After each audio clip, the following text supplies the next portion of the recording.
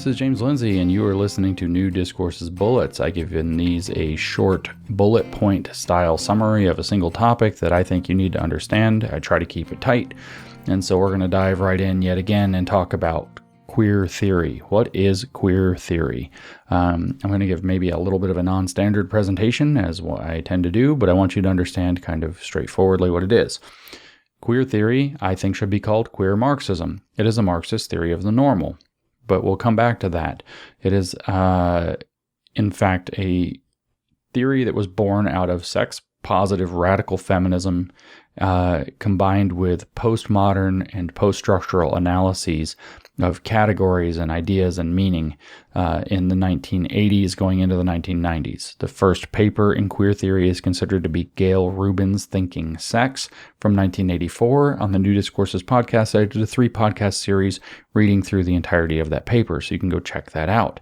Look her up, Gayle Rubin, R-U-B-I-N, Gail Rubin. And so you can check that out, Thinking Sex 1984. The term queer theory got applied to this emerging new feminist discourse, or new feminist analysis, if we want to call it that, in either 91 or 93 by Teresa de Laurentiis. I'd have to look up which year it was, but it was an emerging field through the middle part of the 1980s going into the early part of the 1990s.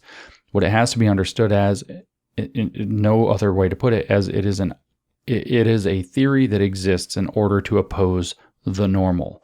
Anything being normal, anything being considered normal. It, in fact, wages war on the normal.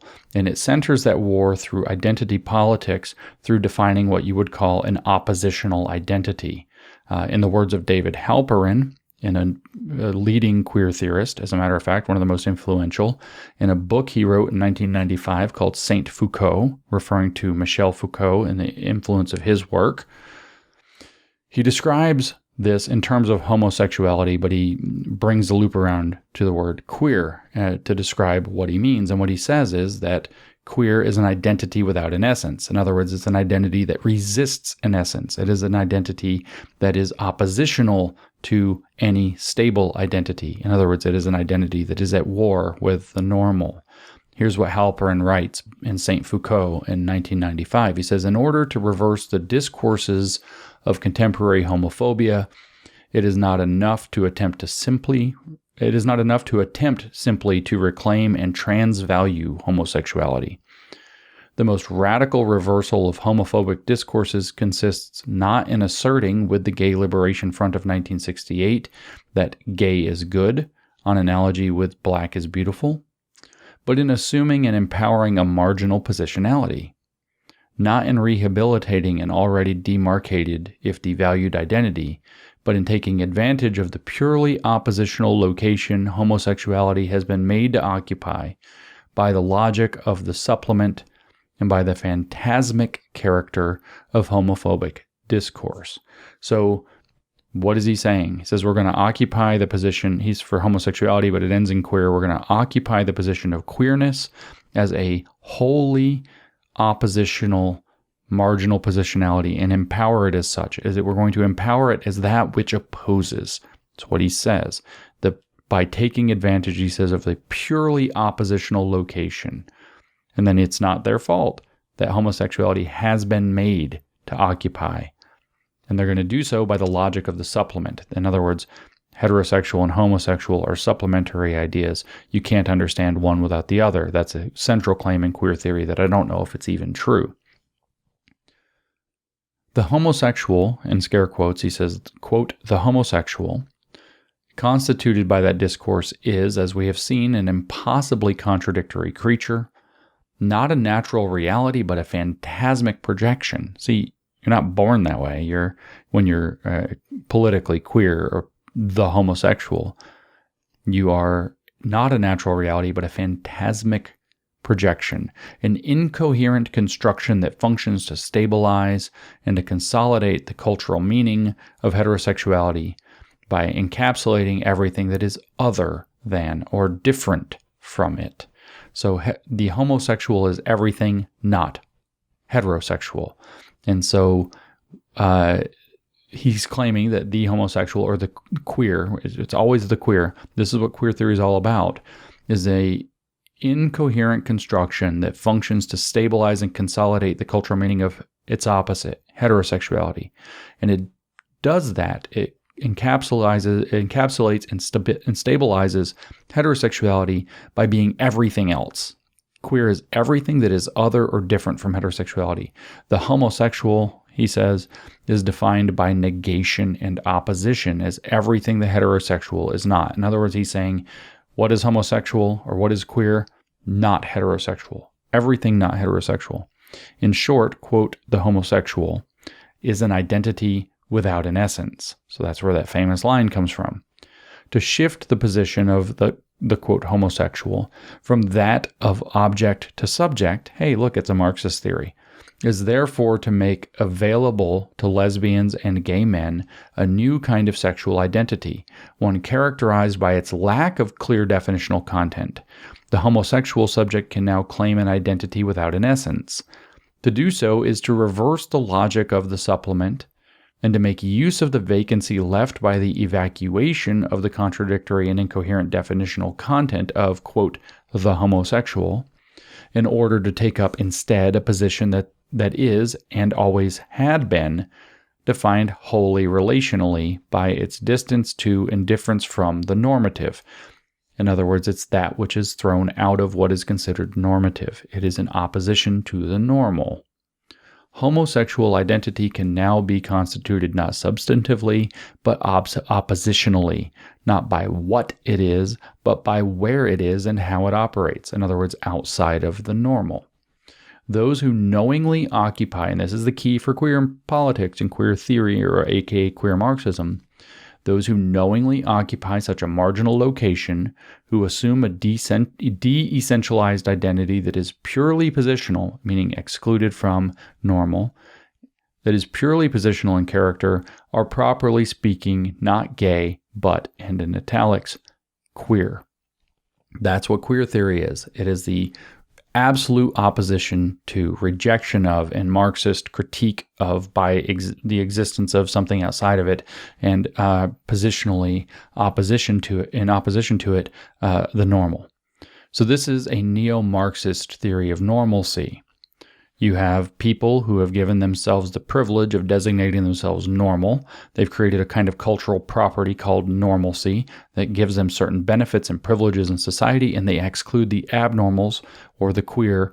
And then when it comes down to sexuality, everybody who's not heterosexual. When it comes to gender, everybody who is outside of what they have made up and termed cisgender. In other words, so your non-binaries, your gender fluid, your gender queer, your trans, all outside. Those are all queer.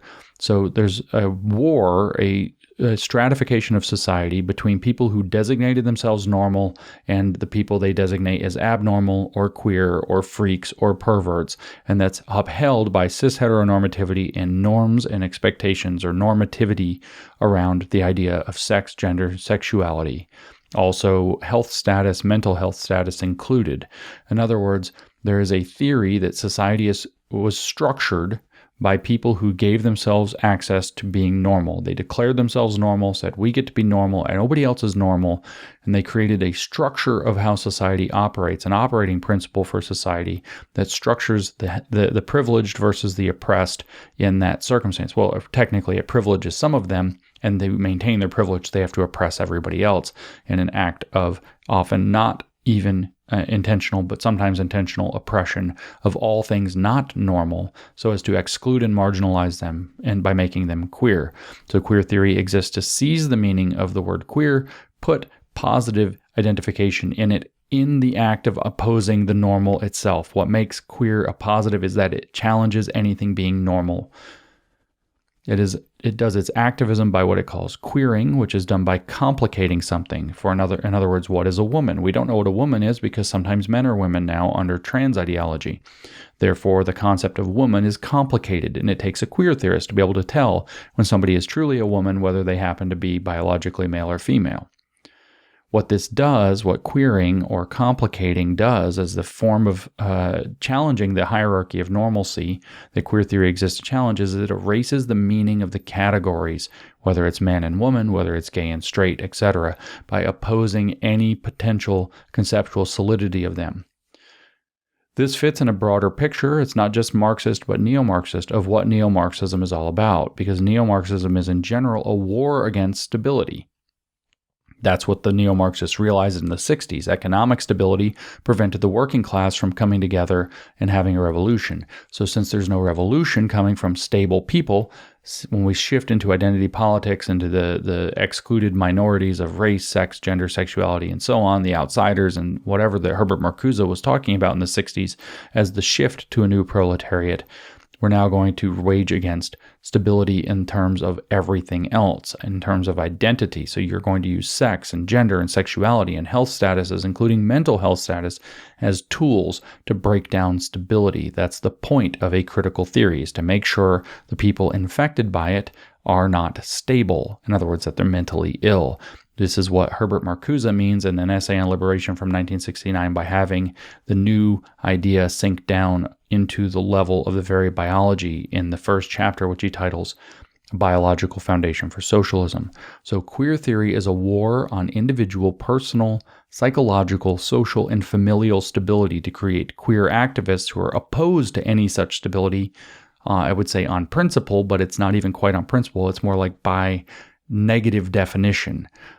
Anything that might give them personal or individual or psychological or social or familial stability, including their faith, access to their family, the history of their culture, knowing who they are, having a stable sense of person, all of that has to be obliterated and challenged and constantly complicated or queered by queer theory. And that's what queer theory exists to do.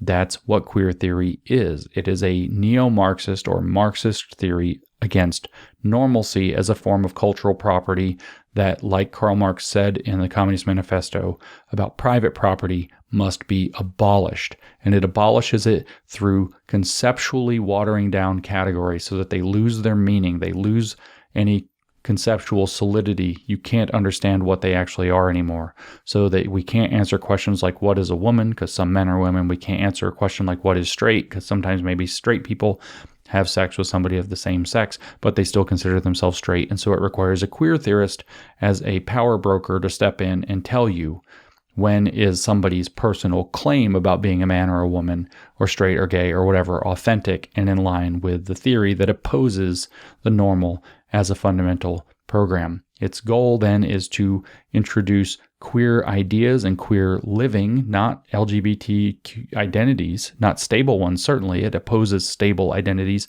even of lesbians and gays and bisexuals, which it calls establishing homonormativity, which it is against. It is against ideas like marriage equality, which normalize homosexuality. It is against ideas like passing, straight passing, or whatever, because they normalize homosexuality. It allows homosexuals to be normal people as opposed to queer activists who are actively tearing down not just categories by which they might understand themselves in the world, but also themselves psychologically, socially, familially, and anything that might give them stability in society. That's an identity without an essence. That's an identity of pure opposition. I don't mean to sound religious in one of these things describing this, but I think that's literally the objective of Satan in the biblical Christian perspective. And so when I have said in the past that queer theory opens the gates to hell, I quite literally mean that as far as I can, given where I sit. So now you know what queer theory is. It's a disaster. It's a catastrophe. It's far more dangerous than critical race theory, far more dangerous than critical race theory. It's more dangerous even than classical Marxism. It's causing the rampant psychological and physical mutilation of our mental and emotional mutilation of children in large numbers in our society who are being sucked into or groomed into this ideology by people who claim that it's about increasing their empathy for LGBT people, but indeed are selling it as a means to get them to experiment with and eventually live queerly in a cult of gender, sex, sexuality, and health and mental health status identities that are outside of the stable, outside of the normal. And it does so because those people become perfect activists who tear down the existing society so that there can be room for a new one, where somebody else, namely somebody who's in charge of these theories, gets to have the power and be in charge.